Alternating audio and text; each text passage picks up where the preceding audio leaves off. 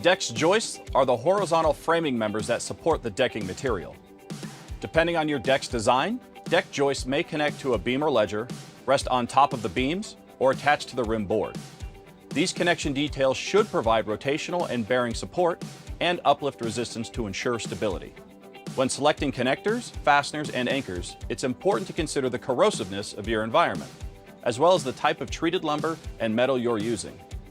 Use hardware that meets the corrosion resistance needed and always choose like metals. For example, with stainless steel connectors, use stainless steel fasteners. When joists connect to a beam or ledger, steel joist hangers offer bearing support as well as uplift resistance for both cantilevered applications and high winds. They can also provide some rotational resistance, though additional lateral restraint may be required for deep joists. Hangers like the LUC or LUS are great for most common applications. The HU or HUC are better options for higher load capacities.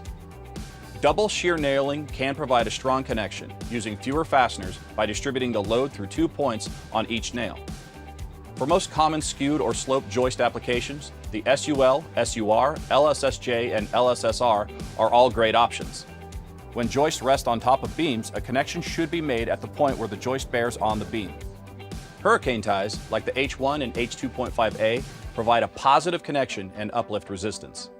In this type of design, blocking is commonly used to provide rotational support, while the beam itself provides bearing support.